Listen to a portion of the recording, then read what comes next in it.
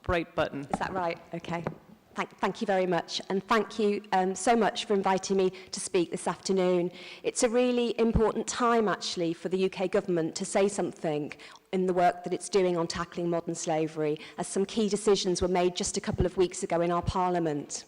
So I come from the Home Office in the UK government, and that's the department that leads the work on tackling modern slavery. Our government, through its Prime Minister, Theresa May, is strongly committed to tackling this vile act. And she talked about modern slavery being one of the greatest human rights challenges of our time. Back in 2015, the UK government introduced some world-leading legislation, the Modern Slavery Act, which included new tools and powers for law enforcement agencies to tackle modern slavery. It also included new protections for victims and groundbreaking legislation on tackling slavery in supply chains. But this isn't enough just to create legislation and to sit back and rest on our laurels.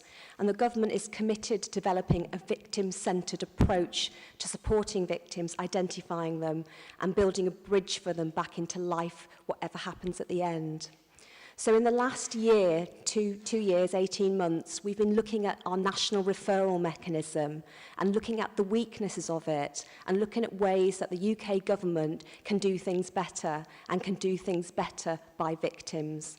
Our system was set up in 2009, and at that point, we only had 400, 500 victims being identified through the system. In 2016, that number was nearly 4,000, so you can see the system we had wasn't fit for purpose.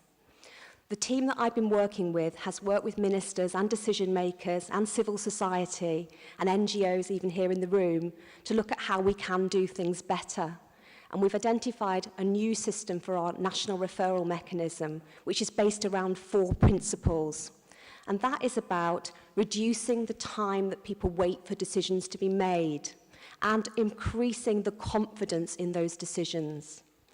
Very, very importantly, it's about looking at the support to victims before they enter our national referral mechanism, whilst they're in our care, government-funded care, and really importantly, and for this event today, what happens when people leave our system, how people settle and resettle into local communities. It's about improving identification at the front end. And as I said a moment ago, last year in 2016, we identified nearly 4,000 people, but we know that there are many more thousands of people in our country. So we know that we're not actually identifying people effectively at the moment, and we need to do better at that. And we want a system that's going to work for children that are supported differently in the UK through local authorities. But for the purposes of my last few minutes, I want to focus on the resettlement part of the package, which is about what happens to people when they leave our care.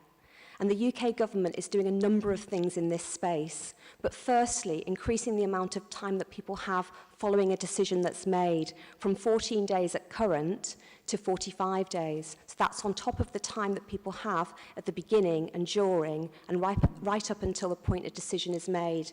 And those 45 days at the end of the process will be focused on getting people in a robust, sustainable fashion ready to enter life outside of that system.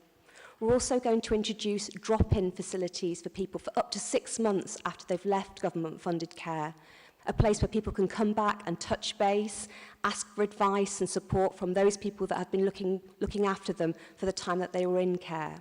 And we're doing some interesting work with local authorities around looking at pathways for people who are going to settle in local communities.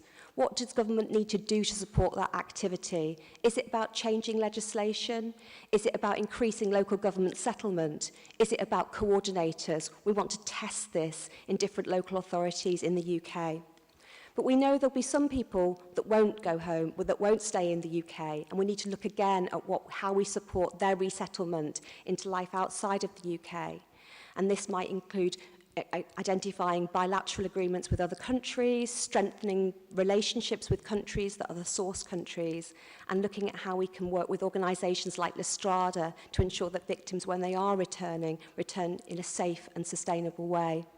We appreciate there is so much more to be done, and that we are pleased at this point that the government have announced the reforms that they're going to make to the system, but we recognise there's lots of work to do with our partners both in the UK and internationally to make sure that this works for people in our country and for people that may come to our country in the future.